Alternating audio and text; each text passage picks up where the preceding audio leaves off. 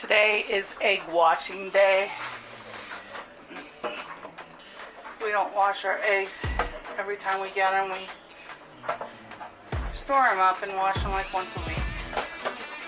If you follow me on Facebook, Rooster Hollow Homestead, you'll see that I did a lot of egg facts.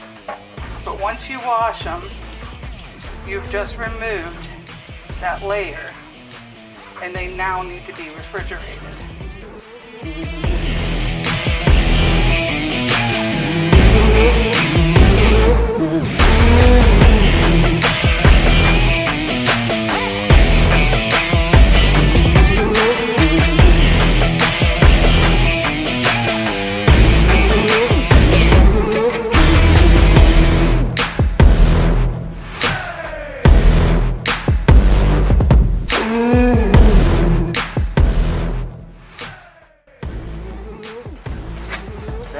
I get these in the fridge.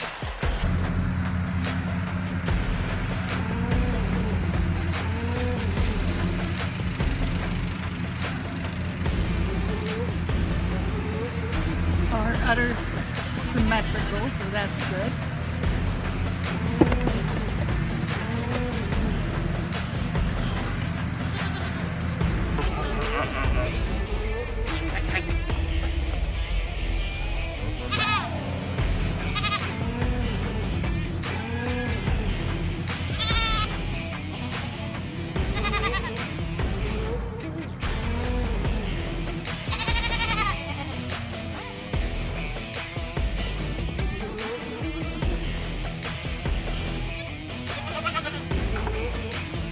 Sophie and Spice have been really good with the baby. Although Mama just doesn't trust them quite yet. But they have been actually really, really good.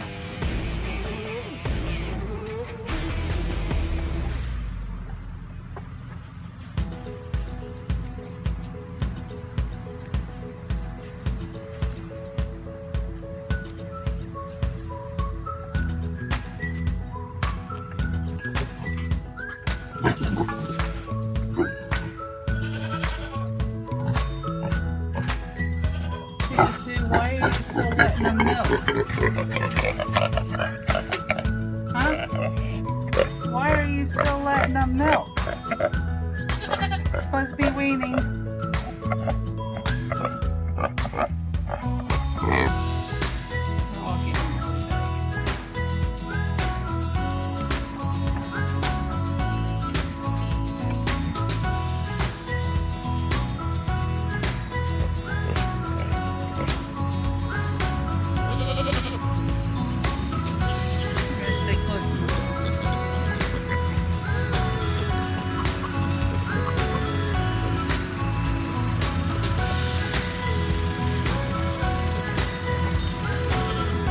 What are you doing?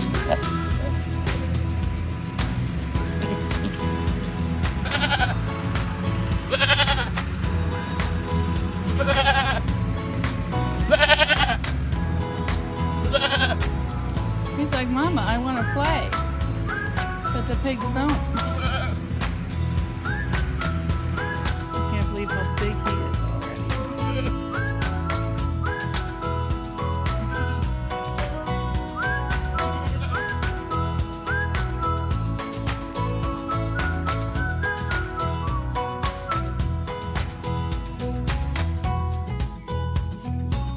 What'd you do? Tip your water bowl for a mud bath. Tipped your water bowl for a mud bath. Holy cow, it's getting ready to rain. Nice job. I gotta go get you some water.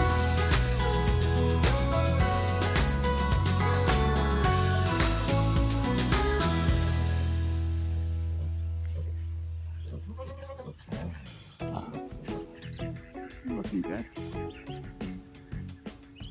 Hopefully, with the ducks being in here, this isn't all messed up right in here. Those ones still be okay, I hope. Anyways, they're looking good. Here's Escape. That's what escape looks like, and it's curled. When this turns all the way straight up, you know it's time to harvest your... There's one right there. Holy cow, look how big that is. If you know what made that, let me know.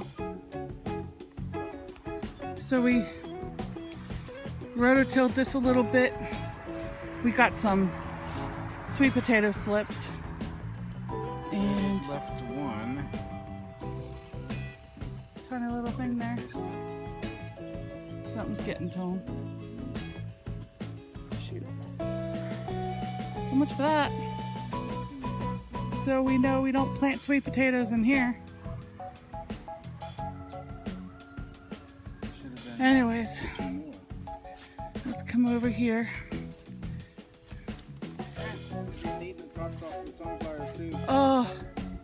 Oh, my sunflowers.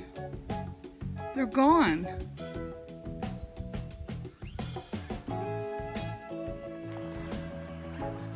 All right, well today we're going to put up some string that goes around.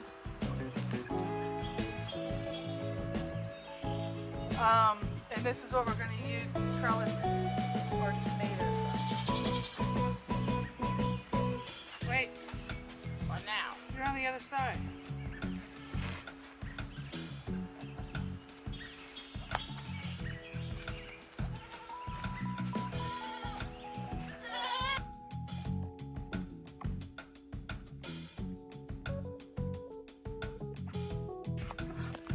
So what we did is we wrapped, these are 7-foot U-posts, and they have these clips right here, these little things. So what we did is we wrapped the string, and then in between the string, as the plant grows, it'll go right in between and help trellis it up. Darren is finishing up doing the stringing, and I'm going through and just kind of pruning. So the first thing I want to do is just make sure all the top leaves are up above these lines. And then I want to go through and find any suckers. And you know a sucker, when you see this is a leaf and this is the trunk, and you see this little thing coming out from the center of it, you just want to pinch those off. You don't want those growing. There's another one, just a little one here. And there's one on this side, right there.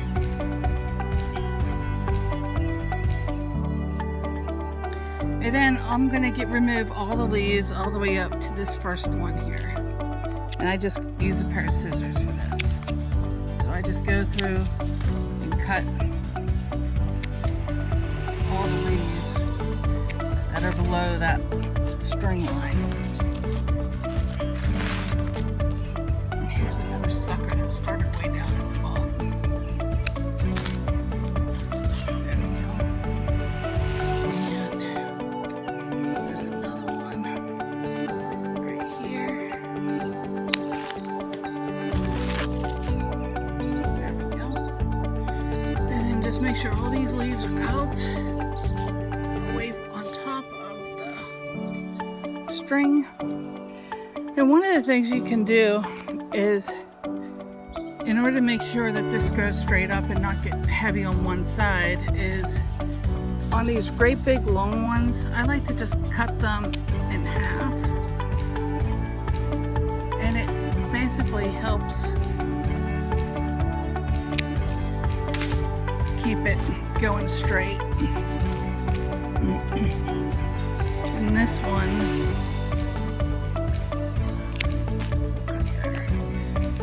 and eventually those will actually be cut off, but I don't want to cut all of them off right away. It still needs so many leaves to get the sun, but for now that's pretty good. And then down here at the bottom, you see a couple little weeds might come through, so I'll go and I'll pick anything that might be down in there. There we go. And that's it. So, and then I also look at the top to see if there's any flowers. And if there's any flowers, you see that there's a flower right here. I will go and I'll just take my finger and just go back and forth on that flower. And that will actually pollinate it, so that will become a tomato. So one thing about tomato flowers, you do not actually need bees to pollinate them. All you got to do is just go like this across them, and every flower is a male and a female, and the male is up top and the female's at the bottom. So when you go like this to a flower, what it happens, and a bee does the same thing, is when it's there and it's buzzing, it drops the male flower down to the female and pollinates it. So anyways, I'm gonna go ahead and finish these all up, and I will come right back when I'm done. All right, well, we just finished up. You can see in the middle is all of the stems and stuff that we took off. We're all done. So that's all the tomatoes this week. Today it was a high of 85, but I waited till after I was done working, which I got done around 3:30. And then I came out here and decided to work in the garden.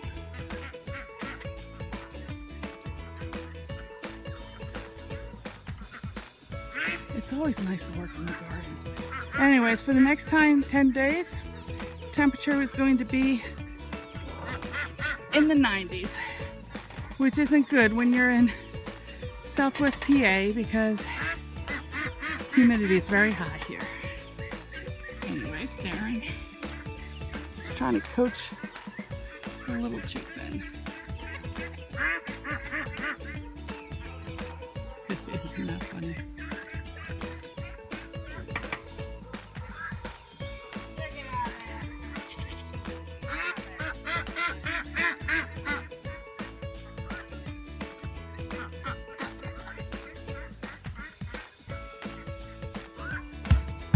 They love it, cat.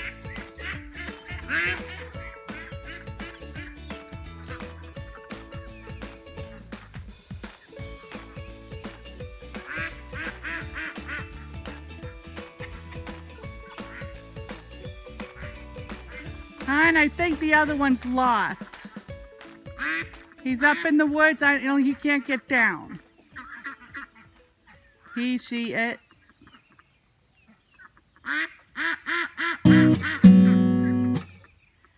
And they keep calling. Let's go back to that little place where we used to go in the summer days. We dip our feet at the water's edge, and everyone would come along to meet us there. Oh my. This is down by our barn. This is all of our squashes. We'll have Holy a moly. competition to see who can trap for longer. 'Cause every year my, we got a weed. our body's getting stronger. We can swim. Oh my, we got a weed. And dance until the night. Holy moly. We're not coming home till the moonlight shines. Till the moonlight Hi, piggy shines. Well, today I thought I'd do something a little different, and I will actually show you what we're having for dinner tonight. We're going to do white chicken enchiladas. So I have 3 pretty small chicken breasts from our chickens that we raised last year. You're going to want to have about 2.5 cups of chicken. I like to still keep it pretty well frozen when I cut it, and I just get a big knife and cut it up. It just makes it a whole lot easier when cutting chicken if it's still a little frozen. So that's what I'm going to do right now. To that little place where we used to go in the summer. Next, you want to put it into a skillet. Meanwhile, if you want to get your onions and peppers ready, we use our peppers. We usually cut them up really small and everything, and then we freeze them. So you're going to want to have about a half a cup of chopped green peppers and about 1 cup of chopped onion.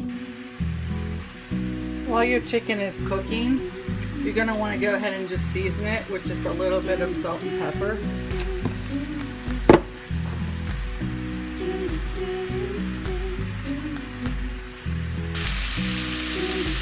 Since it's almost done, we're going to go ahead and turn on the oven, and we're going to set it to 350. It's pretty good. I have it on high right now, so now I'm going to turn it down to like medium high, and I'm going to move all the chicken now into another bowl. So then we're going to want to take 2 tablespoons of butter. Put that in, and then we're going to go ahead and add our onion and our bell pepper, green pepper to it. Okay, so while that's cooking, we're going to go ahead and take our chicken, and we're going to add to it 1 small can, 7 ounces of green chilies, juice and all. Alright, so they're looking good. They're done. We're going to go ahead and move them now in with the bowl with the chicken.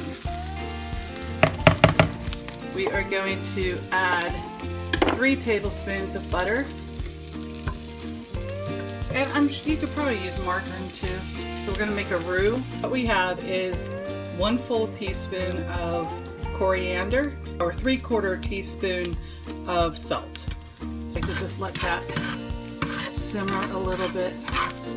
We're going to use 1/4 cup, and it is packed, a packed 1/4 cup of flour.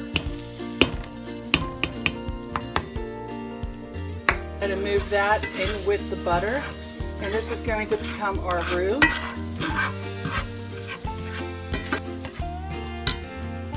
And this will be a white sauce. So then we add 2.5 cups of chicken broth or vegetable broth, or whatever type of broth you want to use. I actually have some rabbit broth from our meat rabbits. And then we're just going to go ahead and stir. And just keep stirring. You might want to smash some of that to get it to mix. That looks pretty good. And next I'm going to add in 1 cup of sour cream. Now I make my own sour cream, so it's actually fairly runny, but you can use just store-bought sour cream, that's fine. And we're going to go ahead and stir that. Now my sauce won't be really white because of the fact that I used rabbit broth instead of chicken broth. Alright, so we got the cheese all. I have a little bit of Monterey Jack, which is really what you're supposed to use is Monterey Jack. But I did have some Colby Jack, and that's what I did, and I just crumbled it. We're going to add this cheese into our sauce.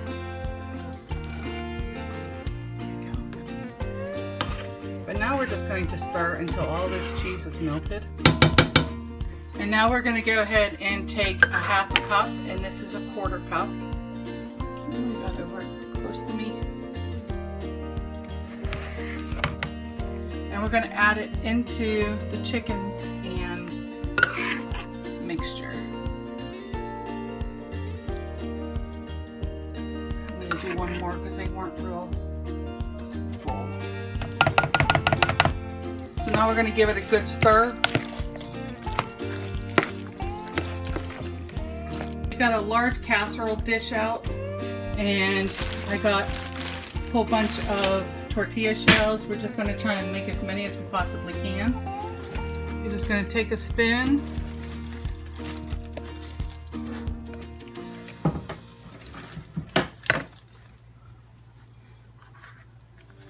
and roll these on. Alright, you can heat these up if you need them to be softer. Just throw them in the microwave for a little bit.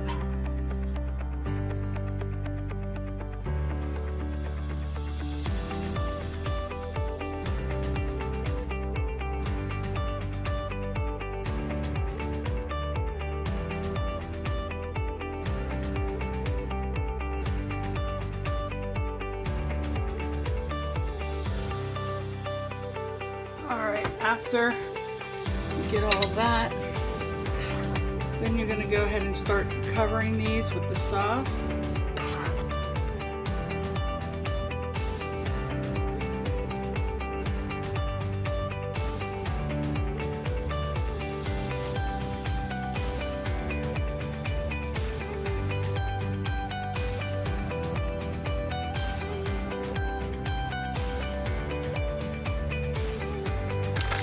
Okay, after we put all that on, we're going to go ahead and sprinkle some more cheese on top. Alright. And now we're going to go ahead and put it in the oven. Now we're going to go ahead and set the timer for 25 minutes. There we go. Alright, it's done.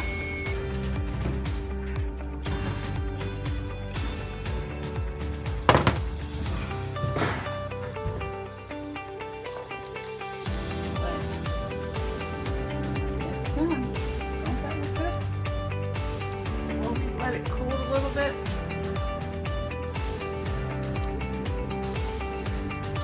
Go ahead and go in.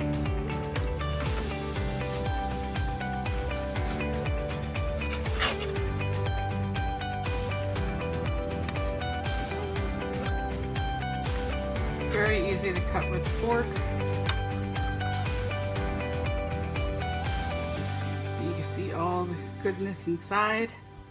I hope you enjoyed this. I don't normally do a cooking thing, but I figured, you know what, maybe you'd like to see what we're having for dinner. Anyways, thanks a lot for watching. If you liked the video, don't forget to hit the like button. And if you really want to help us out, the best way to help us out is to subscribe and also share this video. Thank you. God bless.